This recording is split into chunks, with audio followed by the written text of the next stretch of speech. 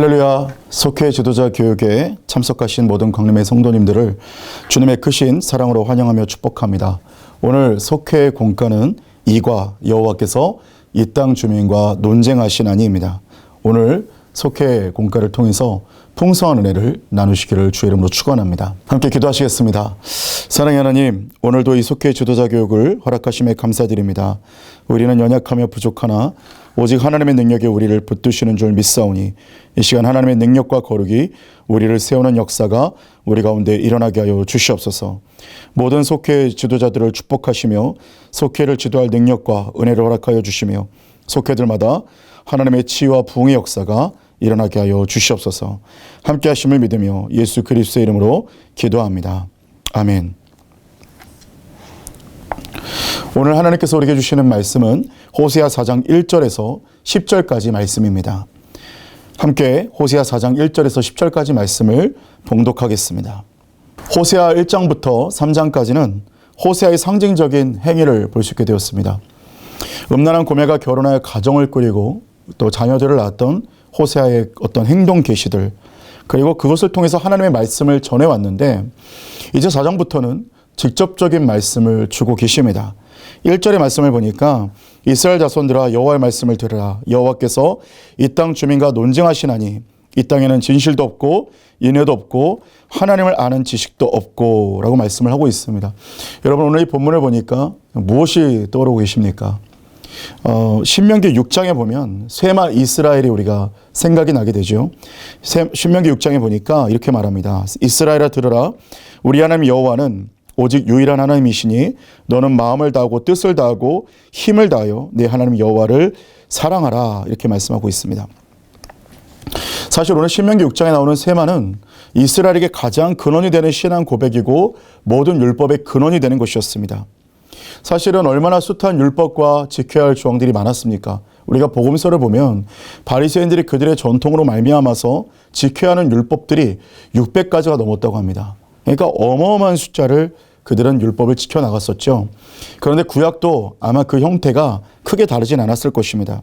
아마 이 모든 율법조항으로 하나님 앞에 나아가려고 했었겠죠. 그러나 이 모든 율법조항보다도 더 앞서야 하고 가장 근원적인 신앙의 고백은 바로 쇠마 이스라엘, 하나님을 사랑하며 이웃을 사랑하는 것이었습니다.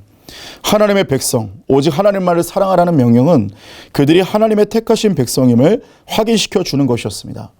하지만 이 쇠마의 정신을 호세아 시대, 그 당시 북이스라엘 백성들은 전부 다 상실하게 되었고 하나님은 그 죄악을 드러내기 위하여 이 땅 주민들과 논쟁한다, 이렇게 말씀을 하고 계십니다.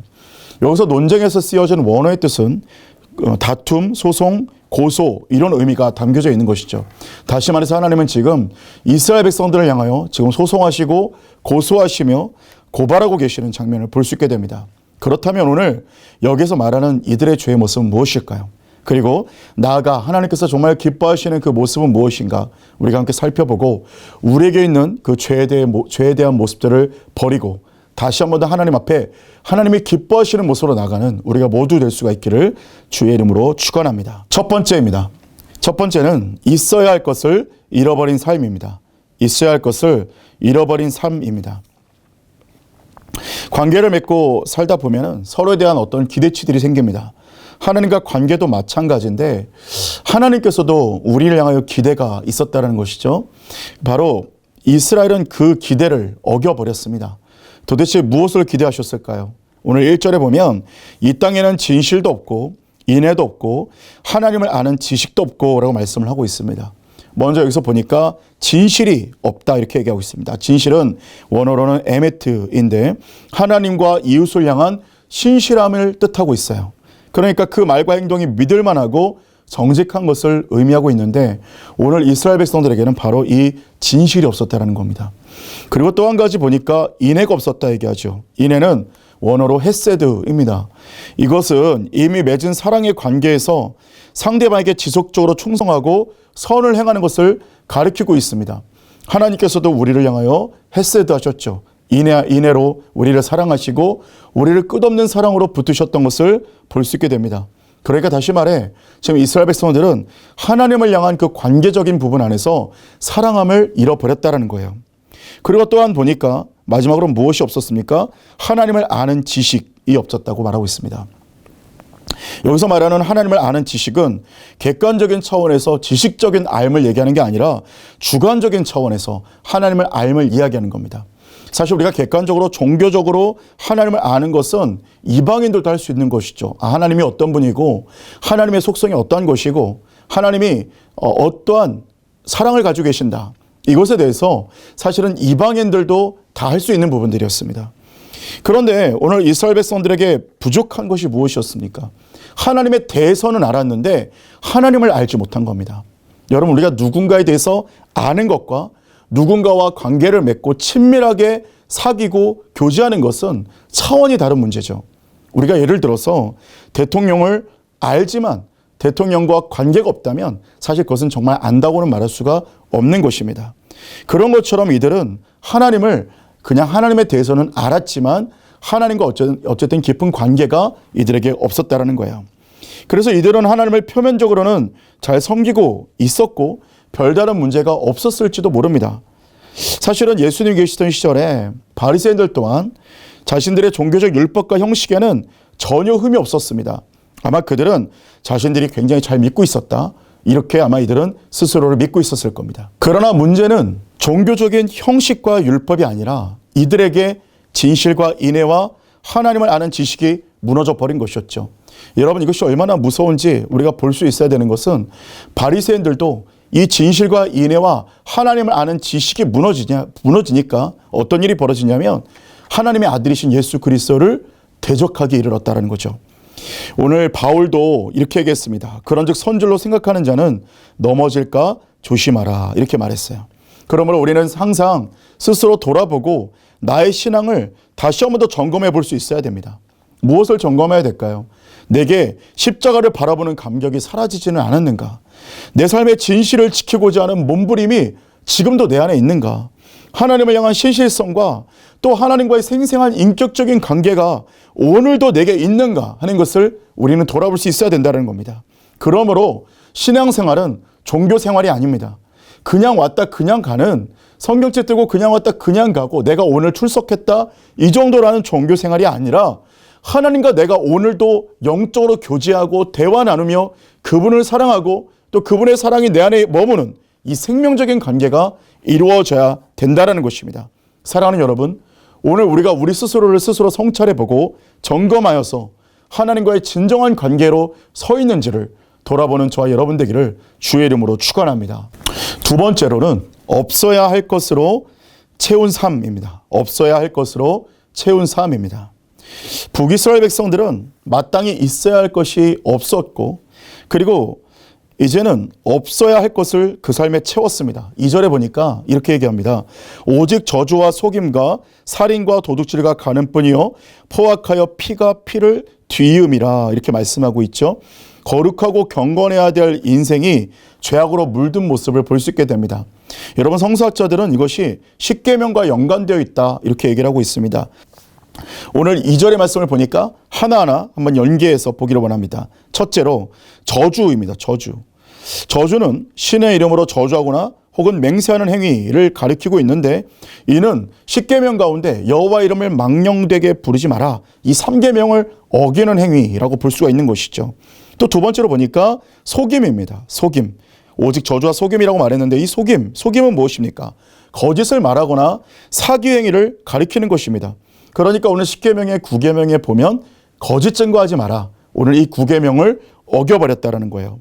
자, 그리고 이어서 살인과 도둑질과 간음, 이것은 각각 살인하지 말라는 제6계명, 그리고 도둑질하지 말라는 제8계명, 간음하지 말라는 제7계명을 각각 위배하고 있다라는 거예요. 오늘 나열된 이 죄의 목록들은요, 이웃과의 관계를 규정하는 계명들과 깊은 연계가 있었고 사회적인 범죄 그리고 이것들이 팽배해 있다는 것을 보여주고 있다는 거예요. 이어지는 포악하여 피가 피를 뒤음이라, 이렇게 말씀도 맥락에서 폭력이 꼬리를 물며 사회를 파멸로 몰아가고 있다는 것을 보여주고 있다는 겁니다. 이처럼 북이스라엘은 신앙과 율법의 핵심을 담고 있는 십계명을 철저히 어기고 있었고 앞서 말했듯이 하나님을 향한 진실과 인애와 또한 지식을 잃어버린 삶으로 시작이 되어서 이웃과의 그런 모든 관계까지 다 죄악으로 가득한 삶으로 이어지고 있다는 것을 볼 수 있게 됩니다. 사랑하는 여러분, 우리가 오늘 볼 수 있게 되는 부분이 무엇입니까? 하나님과의 관계는 모든 것을 우리가 시작이라는 것을 볼 수 있게 됩니다. 하나님과의 관계가 왜곡되었습니다. 우리가 첫 번째 대지에서 보니까 하나님과의 그 관계가 왜곡되었다는 것을 아까 얘기했었습니다.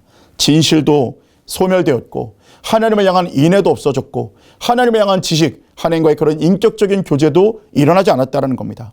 그러니까 하나님과 그 인격적인 교제, 그리고 하나님을 향한 진실성, 하나님을 향한 인애, 사실은 모든 것은 그 하나님과의 영적인 부딪힘인데, 이 영적인 부딪힘이 사라지고 점점 소멸되면 소멸될수록 결론은 어디로 영향을 미치느냐? 바로 이웃과의 관계까지 영향을 미치게 된다는 겁니다.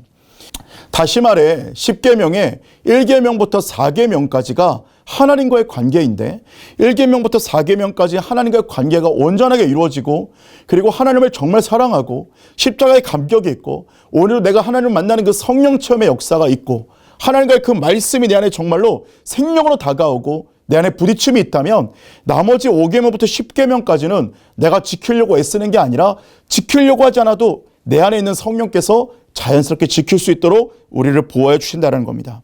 여러분, 오늘 하나님과의 관계부터 무너지기 시작하면 이웃과의 관계도 무너진다는 겁니다.